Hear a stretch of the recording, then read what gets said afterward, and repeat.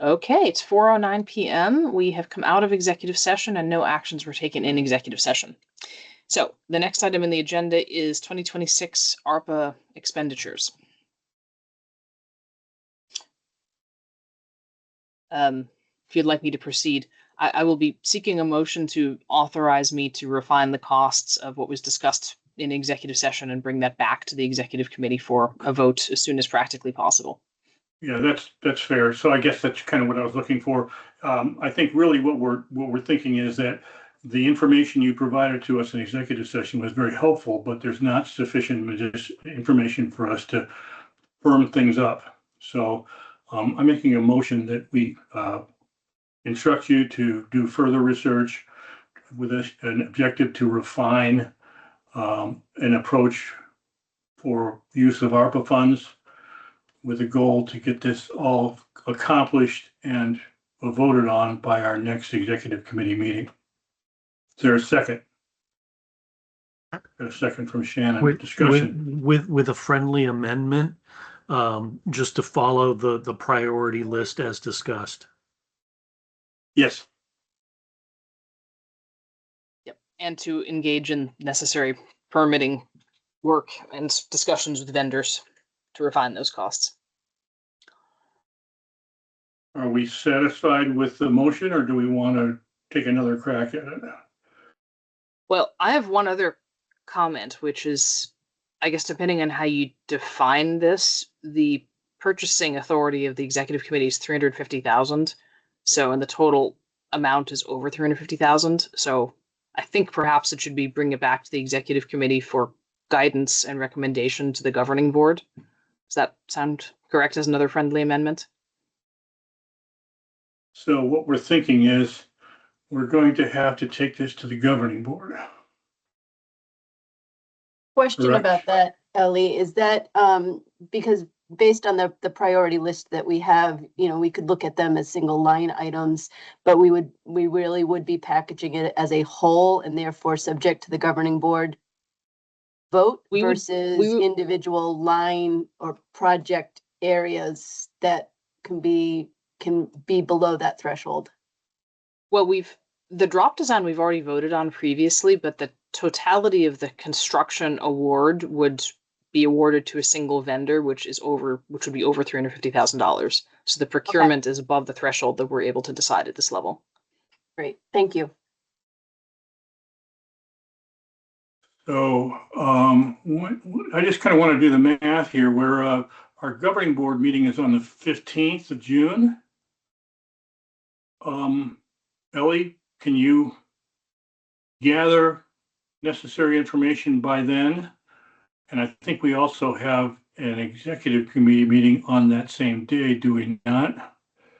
Well, that's something else we need to talk about. We have later on the agenda to talk about the scheduling, because we're scheduled for the 8th. But Steve, you're out that day, and I've also got a conflict on that day. So let's talk about the next executive committee meeting later on in the agenda, or maybe we should do it now because Nancy has to leave at 4:30. My concern is time. We don't have a lot of time. If we need governing board approval, we need to take that into account when we think about it, because if we don't get it approved in June, we're not going to get it approved until July, and we just lost a month. So maybe that's fine. I'm just kind of putting it out there. I wouldn't be too worried about that. I mean, I think that we do need the governing board to approve, but if somehow we don't have a specific procurement package available for voting, we could do what we usually do when we don't have something firm, is we give them the understanding of the basic principles, and then they vote to authorize the executive committee to make the final, or even me individually to make the final decision up, with an up to amount. That's fair. Yeah. I would prefer getting it sorted out by the governing board meeting, but I guess that's unknowable. So, okay. Yeah, I would as well. I think a lot of it is knowable. The make ready may not be. Okay. So where are we with the motion? I think we have a heavily amended motion on the floor. Sorry, Sharon. But I'll help craft it when we get to the minutes. Yeah. I think we're all aligned on what we want to see Ellie do, right? Okay. So I'm all in favor of proceeding with the due diligence on ARPA spending money. Please raise your hand or say aye. Okay. Great. All right. So the next item on the agenda is Nonprofit Connect for municipalities. So this came up. Thank you, Adam. I think it was you that asked the question at the last governing board meeting, which is we launched Nonprofit Connect, which is our fastest speed at our lowest rate for registered 501c3s. And then Adam asked, did we intentionally exclude municipalities, or what about municipalities? And I honestly said we hadn't thought of it at all when I talked about it in marketing, when we talked about it here. And it's actually a great question. So, something you want to say, Steve? Nope. Okay. So I took this to London Middlebury to get their advice, and their advice was essentially not at this time because number one, we want to be able to assess the impact of Nonprofit Connects just on the market overall, and number two, the stated mission-focused intent was to help nonprofits that generally tend to have very small budgets and are pinching pennies be able to compete better and also maybe get a share of wallet from them, whereas municipalities tend to have much larger budgets. So anyway, that was their recommendation. So yeah, I would dispute that, but As would I. As would I. anyway, so I don't have a particularly strong opinion on this one way or the other, so I thought I'd bring it up for debate and discussion here. I mean, many of us wear many different hats and serve municipalities and nonprofits alike. So I did want to relay that opinion from London Middlebury, which I hope I've represented properly. Spada. Quick question. You had mentioned the need to do rescheduling while Sai's still on the call. Should we take a quick look at calendars?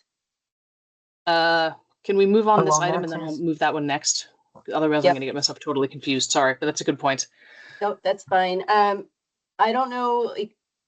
So would it depend on where the municipal buildings are located as to whether or not service can be provided? Well, that's always the case. I mean, the Yeah. suggestion is where we have active service, do we make the same deal available to municipal entities as we do to nonprofit entities? Personally, I would be in support of that, especially with all of the recent media coverage regarding unpaid taxes and how that impacts towns and how the costs of transportation budgets have continued to skyrocket. And you know, a lot of towns have voluntary positions to keep the town going. In so many ways, I feel like municipalities are just another name for a nonprofit. Kind of peripherally, as Zapata, as you and Ellie know, we received a query from Ripton about giving them a break covering the cost of their internet service, and we strongly indicated that that was not a reasonable exchange for the server, the hub that we plan on deploying. But is this kind of well, maybe you can't get free internet service, but we have a solution here that may be helpful, or is maybe Ripton not a 501c3, so it's irrelevant?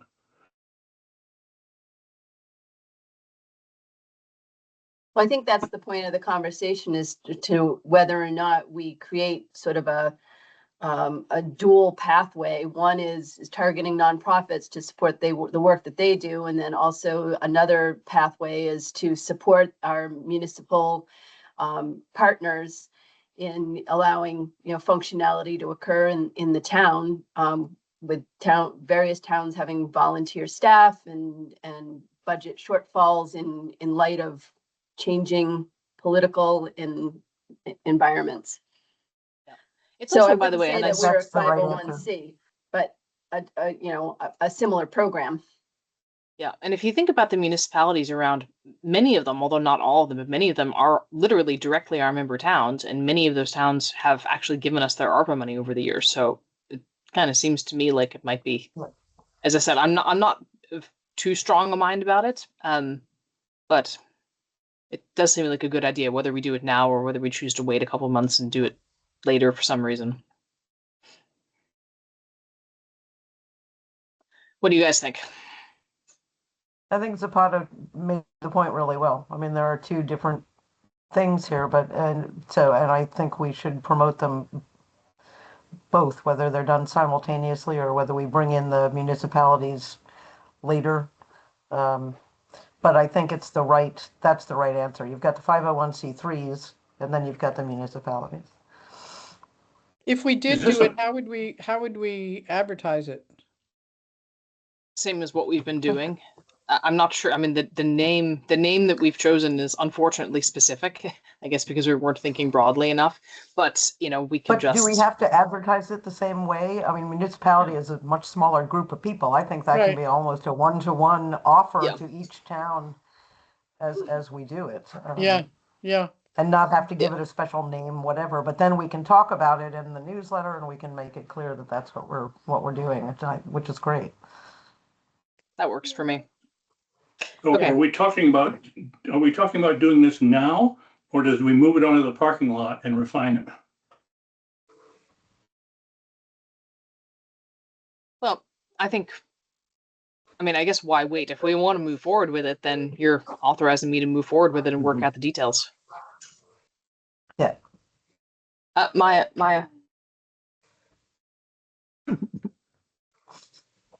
She's We've been she's watching her stealing for a your thunder while. there, Ellie. yeah. No, I know, but it's fine. It's fine until the high-pitched noise starts coming. Okay. Adam? So, I really I brought it up because I like the idea and I think it works for a lot of reasons. Them being our members, them giving us ARPA money, the municipalities needing some cash and support. I think it's a mission gesture. I think it works for our mission. They were also the anchor kind of tenants that brought people into some of these towns. So I think there are a lot of good reasons to do it. And I do think one-on-one outreach, even using our delegates, would be a nice thing as well. So my only question would be if you do it for the municipality and they have the town clerk's office and the library and the garage and whatever else, Ugh. how do you work out the logistics for that? Are they getting a one rate deal or are they getting a per building or something like that each time you hook it up? Or is it So just the town clerk's office? Well, I suppose that's a good point. I mean, I guess you could limit the number of times this discount can be applied per organization. But I mean, right now it's a separate service. I mean, if it's one building and they want to share a service, that's one thing. But typically, like a fire department and a town office and a library, if they're separate buildings, those are 3 separate services. Okay, I think we just have to make that clear. Yeah. And It's still a great deal, and they've got to do it Yeah. anyway. yeah, and I did, by the way, I had a look at who our current customers are, and we actually don't have a ton, which goes to the argument that instead of cannibalizing revenue, we might actually be increasing our market by reaching out directly and making them aware that we have an offer that the incumbent service providers don't. Well, so maybe the motion is to authorize you to work out the details and bring them back to us, Ellie. The details on offering the Nonprofit Connect deal to municipalities that are Do you want members that are Maple Broadband town members. Do you want the details brought back to you for a vote, or do you want the details brought back to you to inform you of the details? The latter. Just to be clear. All right. So if you guys are comfortable with that, let's get a motion on the floor so we can move on. Yeah, I think we want you to pull the trigger on this, execute it, keep us informed. But I hear a lot of enthusiasm, so I think it couldn't happen too soon. Okay, so someone like to make a motion? I move we authorize you to proceed with Nonprofit Connect further to be developed. Is there a second? For municipalities. For municipalities. For municipalities. Yes. Nonprofit Connect for municipalities. Is there a second? I'll second it. Thanks, Di. Discussion? All in favor? Raise your hand or say aye. Great. Thank you. Okay, so Nancy has to leave at 4:30. Sai, do you have to leave at 4:30? I do not. Okay. Nancy has to leave. Lynn, do you have to leave? Okay. So so let's move up the future meeting. So we typically meet on the second and fourth Mondays, which would be the 8th and 22nd of June. Now Steve is out on the 8th. I have a conflict, but it's not a big deal. I can meet then. But what would we like to do? Would we like to meet? I don't know. What would you guys like to do? Well, I would only say that that week of June 8th is a very busy week. It's the last week of school for a lot of us, I think. And so that Monday is actually the only day I can do it of that week. Okay. Okay. I'm fine to do it then. I just wanted to give the option. And then I think, I mean, as it relates to the refinement of the details, which we'd be presumably talking about here in preparation for making a recommendation to the governing board, the difference between Monday and Friday is not huge. So I could run it over with Steve prior to his leaving On the 5th. on You mean? 5th. Yep. So, make sure I heard correctly. So, the approach that we're talking about is that at the time that we have our governing board meeting on the 15th, you hope to have enough granular information about our ARPA construction plans that we can do as we discussed and basically say it shouldn't cost any more than $400,000 or whatever it ends up doing. Do we have the governing board's approval to delegate this to the executive committee? Or should, et cetera, et cetera. Is that kind of the idea? Yep. Okay. Okay. So then the future meeting is just as per the regular schedule, no change. Okay. Great. Moving on. So the next item then is splitter cabinet size upgrade. Steve, you want to talk about this one? Ellie, if we're going to lose Alex, you're going away in just a few minutes, Alex? Oh, I missed that. I can hang on for another That's 10 4:30. minutes. Well, Okay. I guess my point is that affordable drop program's pretty far down on the agenda. Do we want to slide that up so he can speak to it before he goes away? Sure. Let's go ahead and do that. Why don't you talk about that now? Okay. Sure. Well, it's very easy. I put together a dashboard, and the dashboard is pretty sparse. So if anyone Awesome. has I love it. more information they want out of these reports, please let me know. But basically, where we're at today, 31 applicants have been qualified, meaning they meet the location, income, and house site value threshold. We've done 7 site surveys so far with Eustis. Out of that, I sent 7 contracts to people. 3 of them have been signed. I just found out 1 minute before the meeting that one of them is going to decline the program just because the minimum commitment is 11 years for this house. So we can talk about that later, Ellie and Steve, if we want to go back with some more flexibility. But so 3 of 7 have been signed. 1 of 7 has declined, and we're yet to schedule any construction. But I did call in DigSafe for the contracts that have been signed. So that's where we are. We're hopefully more of these move along than in 2 weeks because we're pretty early in the program. But that's the update. And please do let me know what other information you might want from me so I can make this slide look fuller. I didn't know we had a commitment of that amount of time.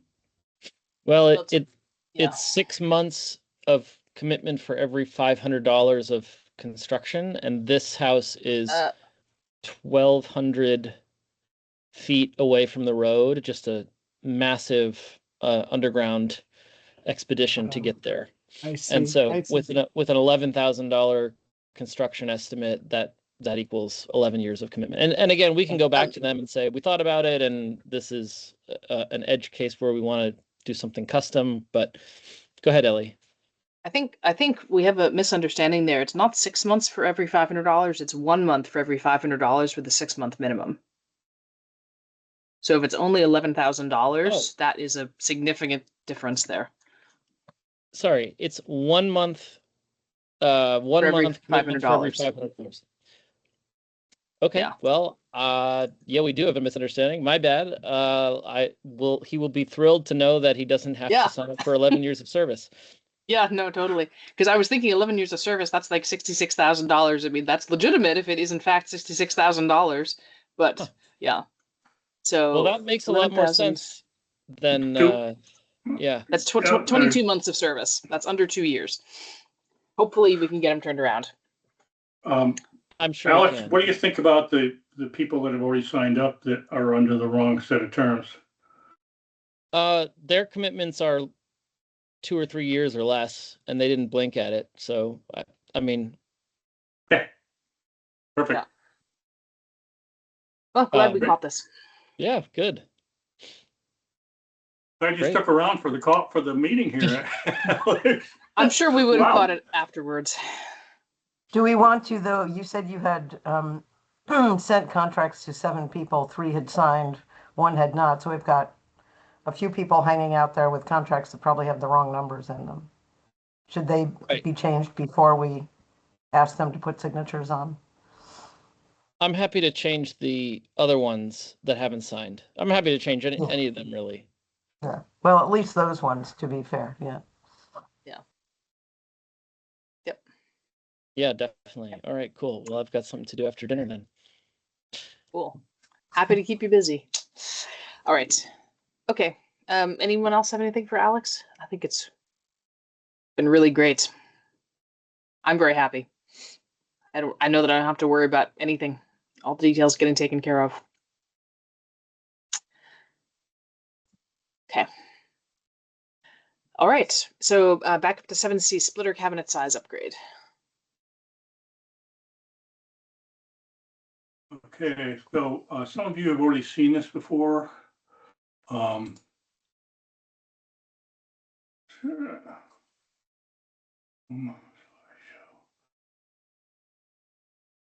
of you have maybe already seen this before. It kind of is a high-level representation of our of how we build our network. And so the large dashed black circle represents a one of our hub serving areas. So there's a whole bunch of circles inside of the hub serving area. There's of all the things that are in that we're building in this large circle, there's only one thing that takes electricity, and that's the hub. Everything else is passive, which is the beauty of the construction that we're doing.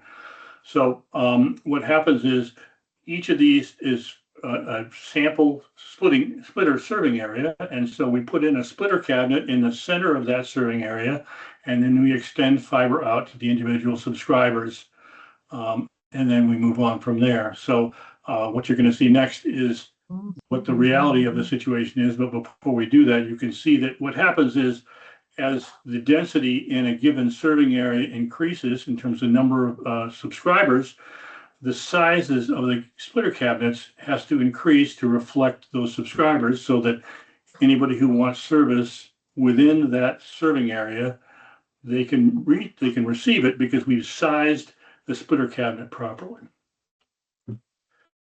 This is kind of not pretty, but what you can see is the 2 big circles on the right side of the screen. That's 2 Ripton serving areas. So in the case of Ripton, there are 2 splitter cabinets we're going to be placing in Ripton. One that will be served by the left circle, and the other one will be served by the right circle. And then we get a little bit trickier when you get into Middlebury, where there's lots of addresses, and it kind of doesn't look real pretty here. But if you count carefully, you're going to come up with, I think it's 9 serving areas, and what we started with when we did this in March, and I'll show you a table here in a moment, the assessment made by JSI was that we could size all of our splitter cabinets pretty much the same. And so in March, we assembled an RFP, did all the process, and then we awarded a contract to a distributor to to order all of our cabinets, and that's not just the splitter cabinets, it's also our hub cabinets, which is two, one hub in Middlebury, one hub in Ripton. So we discovered when we got into the next design stage, and what you can see here is that we made a decision back in March based on our high-level design that we're going to order 9 splitter cabinets configured as shown there, one 144 fiber, 8 288 fibers. Okay, fast forward to May, and we were now moving into the detailed design, and we were informed by JSI that there's a lot of density down here around Middlebury, which should come as no surprise. And then generally, as you move east, the density drops down. So, they provided to us some new requirements. So instead of a simple flat 8 by 288, they've reduced that 8 to 5, and we've also established that we needed to beef up 3 of our splitter cabinets that. So that was a problem because we'd already ordered 8 cabinets. So I reached out to the distributor and to the manufacturer and said, "Help! We did it wrong. We've got to fix it." And they informed me that they are shipping some of the stuff we ordered, but they haven't shipped any of those 288s yet. So we could insert ourselves in there and make a change that way. And I know this is kind of confusing, and I apologize for it. I don't know how to present it any more clearly. Ultimately, what happened was when we sorted it out with the distributor, we asked them to remove 3 288 fiber splitter cabinets from the quote, and that resulted in a reduced price. It took $19,000 off of the $121,000 purchase order and brought it down to $102,004. It didn't cover the fact that we have 3 new cabinets that we haven't covered yet. So what we did is I asked our distributor to give me a quote for the cabinets that we needed to bring it back up to a total count of 9. And that quote was $30,489, which is currently available for us to approve. And then if you add 3489 plus 120 plus 10244, you end up with 132,493. So the overall bump between when we started this in March and now was just about $10,000, a little less than $10,000. So I think what I had thought, and Ellie, you can keep me honest here, but I had thought that it was Ellie and I can approve it, but I think it's just a tiny bit over 10K, and I assume our threshold is at 10K, Ellie? We're at 15, but I thought just given the change that the net change is 10K, but I thought rather be on the safe side and inform the executive committee of what we're doing here. Okay, so I think to Ellie's point, this is the right thing to do. Huffaker made the mistake in the first place by running and getting this done real fast and putting it out to bid before we had good granular data. Luckily, our distributor and our contractor, the construction company that builds the cabinets, they cooperated with us and allowed us to squeak our way out of this without any negative consequences. So that, are there questions?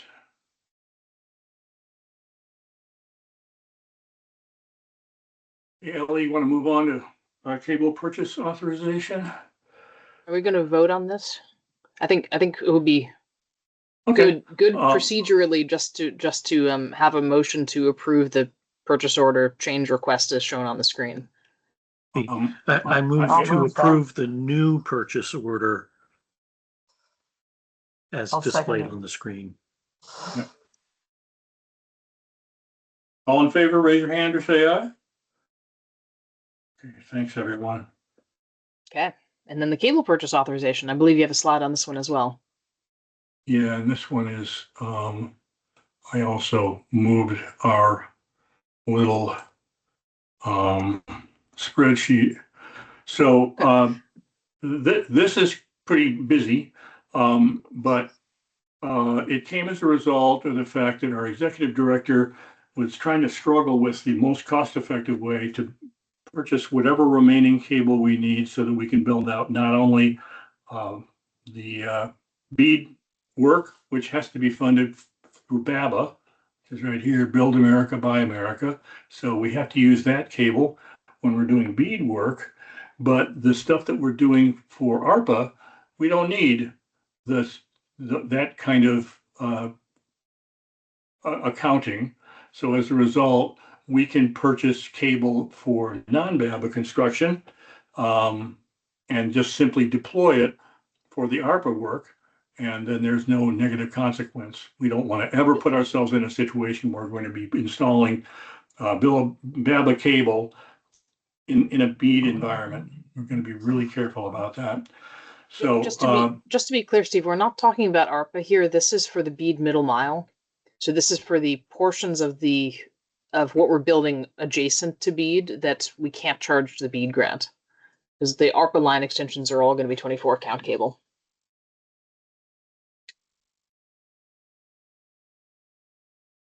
okay, so BEAD middle mile doesn't need to be BABA compliant? The BEAD middle mile needs to be BABA compliant, but what we're doing to distribution fiber to serve the addresses along that we cannot charge to the BEAD grant does not need to be BABA compliant. So this is a backbone cable. This is, well, it's not. The backbone cable is already part of the BEAD bill of materials that JSI pulled together. Okay. Anyway, like where it's going doesn't. I mean, like Steve's point is the correct point, which is that anything for BEAD needs to be BABA. Things that are not BEAD do not need to be BABA, although they can be BABA if BABA is cheaper, or if we want to for any other reasons. So, and really quickly to kind of help you understand part of what you're looking at here, those rows that are gray represent, so you can see we have two bids here, right? On the left side, we did an RFQ for BABA cable on 20th April, and then we asked for quotes for non-BABA cable on May 11. And the responses were questionable, but ultimately for the BABA cable one, there was really only one bidder that was compliant. Both of these did not quote the cable construction that we deploy. So it was removed from consideration. And the same kind of rule applies when we did the non-BABA cable RFP. There were several bidders that did not propose cable that we specify, and they were removed. And so that left just a couple here. And then the third item, which is an item that Ellie raised, she's been having conversations with the folks at DB Fiber, and Nancy isn't here anymore, so she won't remember this, but with the first cable that we purchased when we began construction, we were forced beyond our willingness to do so to purchase OFS armored cable. And they didn't allow us to do anything else. Ellie took a look at some product that's compliant from offshore, and we got shut down hard. So basically, we had to go with this OFS cable, and it was the same cable that anybody that was a CUD that needed cable was going to be getting. So it wasn't just for us. We got that stuff too. We installed it up in Cornwall, and then our fellow CUDs did their OFS cable other places as well. Now, what they've done since then, I don't know. But I raised this as an issue because we initially made a lot of decisions about how we're going to build out our network based on what WCVT does. So, for example, they want field splices. They don't want pre-factory terminated fiber. A lot of things like that we are doing what WCVT does. We just want to make their lives easier. So basically, the type of cable construction that they use is the ones that are compliant here. So I think in the interest of, and then finally, the scope of this is, it's not that big a deal because we've already purchased the necessary cable to do the bead construction. We just have a couple holes here and there that we need to fill. And the last information is another executive director discovery is that the footages for the 72 fiber cable were drawing from the wrong column in the spreadsheet from the engineering firm. And when we fixed that up, or when she fixed it up, we discovered that we really only need a little bit of cable more. And so what we need is one reel of 144. And so we're thinking about that. And then we're thinking about two reels of the 72. The tricky part about this is that the bid for this one closed. And so I reached out to Power Intel last week and said, if we increased our purchase order, would you allow that? And they reached out to the manufacturer, and as of last week, the answer was yes, that's permissible. So I think what I'd like to see us do is ask Power Intel to bump up the 72 fiber cable that we've already ordered by two reels, 40,000 feet. And then we have to make a decision, unless we want to discuss this item here. This is less expensive, but it's non-compliant. So I'm an egghead, and so I don't want to go with armored cable just because it's a pain to work with. So my recommendations would be to disregard that and simply proceed with an attempt to engage Power Intel to purchase the BABA cable we need to, so that we're fully ready to build whatever we need to build. And then also, because this stuff is going to be under the non-BABA category, we're not nearly, it's significantly less expensive, $114 versus $121.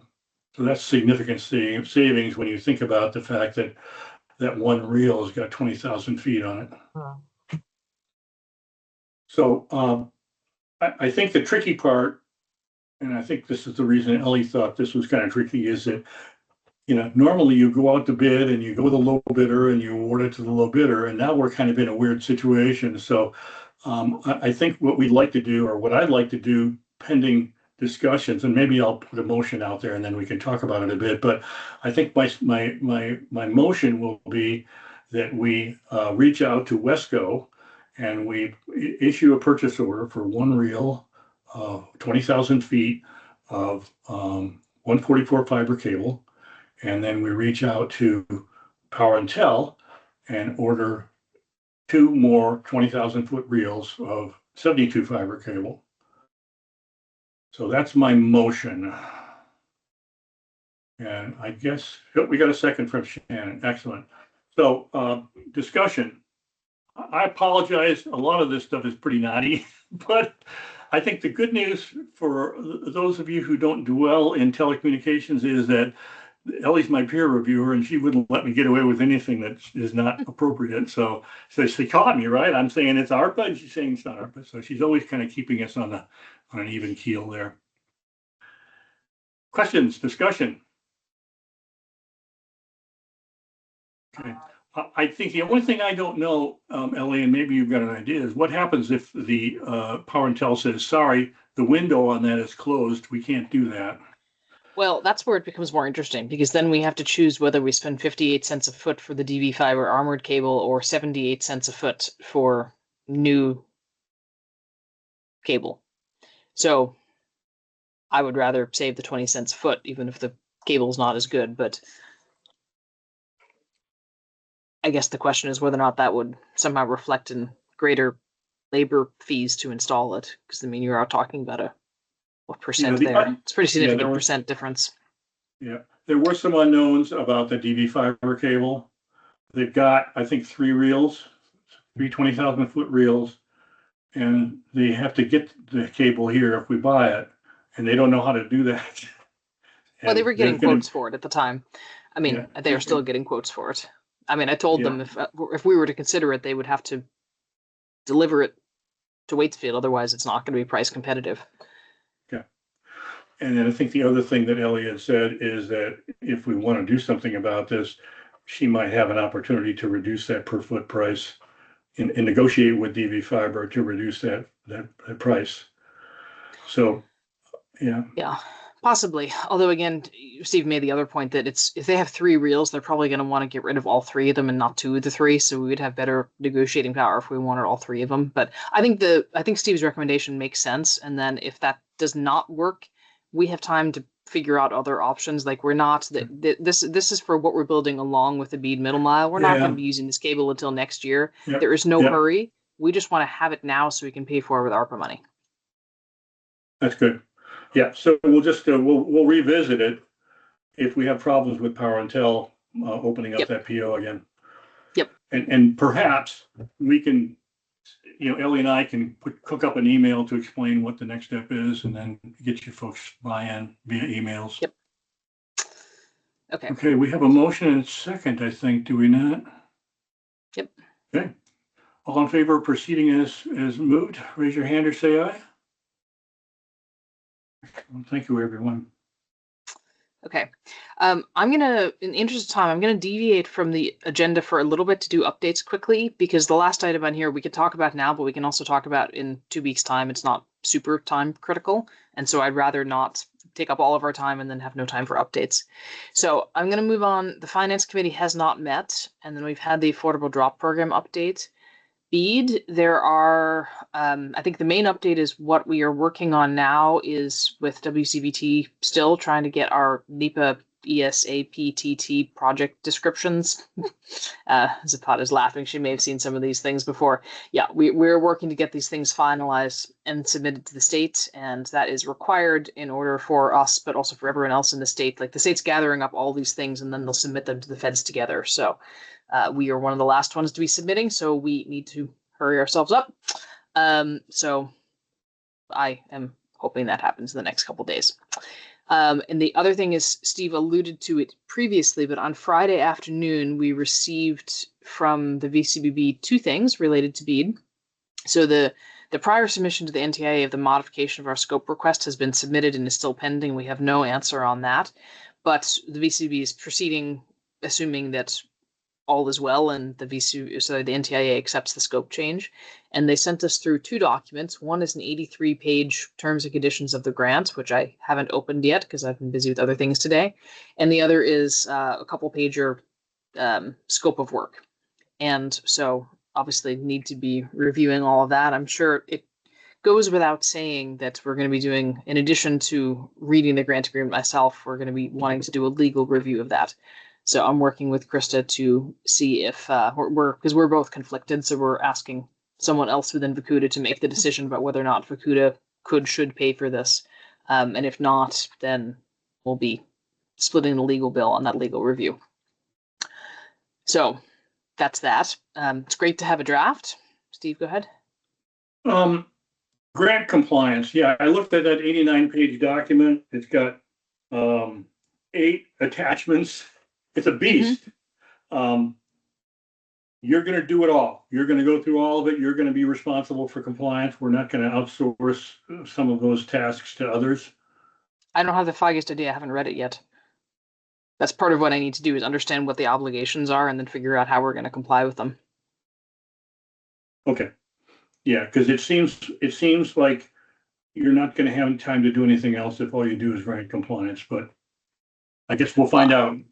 Well, I don't know what the requirements are. A lot of the grant compliance requirements are around the construction. So these are flow down requirements for what needs to be in our construction contract, for example. So what needs to be in the construction contract, what needs to be in the construction management contract. I mean, again, I haven't read it, but I'm just presuming the things that are likely to be in there, the environmental permitting, making sure that we're doing things in accordance with all of the, basically, I mean, like, my job, generally speaking, is to manage everything we outsource. And so I think a lot of the grant compliance work is going to be front loaded in terms of understanding what are the things here and what are the requirements that need to be in each of our separate contracts given how we're outsourcing, which is actually not a me thing, that's a legal thing. Hence the contract review mentioned earlier. Yeah, so you said outsourcing, which is appealing to me, but you're saying outsourcing, you're saying it's specifically legal activities, because it seems to me that a lot of it isn't legal related. It's, more operational, but I think the only thing I wanted to suggest, and I don't even know if this is relevant, but I know way back when we got started, Middlebury College offered to help us with this kind of stuff. I don't know if we'd like to take them up, or even if it's not a good fit for what we're doing. I don't know. Not sure what they offered to help with exactly.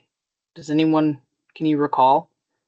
I mean, I think help is always appealing, but I mean, just to make sure we're clear as to what I was suggesting, like there are surely requirements in here around things that we've been talking about for a long time, like you may not use non-BABA materials. And so, as we've talked about, we need to make sure that our construction agreement with our contractor, part of those agreements are they're supplying materials. So we're going to have a term in there that says you need to supply BABA compliant materials only, and here's what happens if you don't.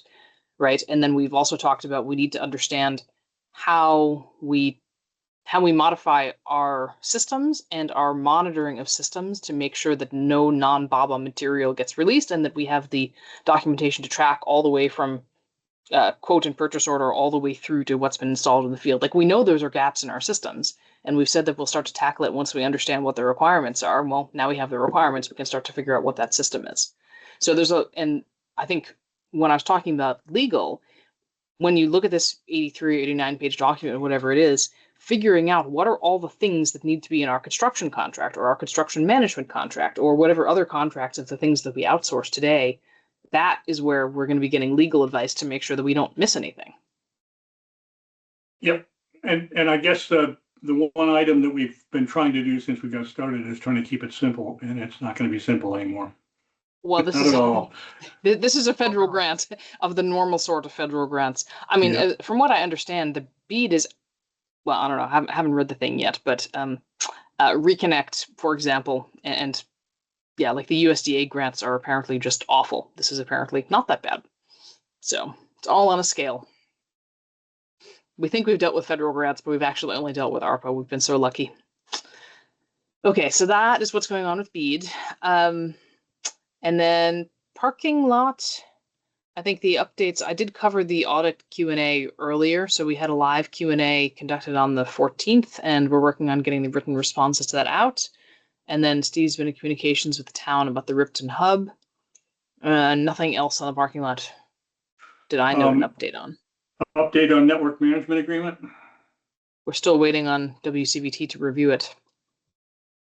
I think now the good news is we have a BEAD contract, because what we said before is we want to separate the peas from the carrots, so we need to get this done before we start to move on to the BEAD specific requirements. It's been sitting with Waitsfield for some weeks now, which I understand. I mean, dealing with dry legal stuff isn't everyone's cup of tea, but it does need to get done. Okay, so with that, we have 3 minutes left. I think what I'll just say by way of introducing the hub leases, and then we'll put the discussion on this for when we meet the next time and we have our wider group of people here, is that Steve and I were having an email exchange about why we now have easements as opposed to leases. And the reason is basically an easement is perpetual because you put in a network hub, you have the perpetual right to have it there. A lease is inherently problematic because when the lease ends at the end of 20 years or 30 years, you have a heck of a problem if your leaseholder wants to increase the fee that you're paying them for it. So right now, our leases are basically like a trading service for the lease. So 2 of them are a single service, 1 of them is a triple service. But knowing how expensive it would be to relocate a hub, if any of those says, all right, your lease is up, we now want $5,000 a month, we're going to have a problem. And so it's just conceptually, this would be a good time now when we have grant funding to be able to renegotiate, because they won't renegotiate now. The chances they're going to play nicely in 25 years is basically 0, right? And also, if we're needing to do a large capital outlay to kind of buy them out of whatever the terms, we have capital now, which we won't necessarily have as much disposable capital when these things expire. So that's the concept that I wanted to take to you guys and see how you feel about it. So we'll discuss it more fully with the broader contingent and then take a vote on that when we meet in a couple of weeks' time.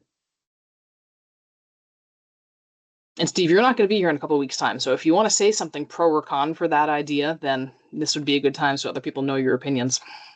Well, the background, the 1 minute backgrounder on that is that when we got started, we received guidance from the folks at ValleyNet, who were the original provider for EC fiber, and the guidance that they provided was a lot of the guidance they gave we followed, and one of them was, here's what you can do leases. We EC fiber, we did leases for a while.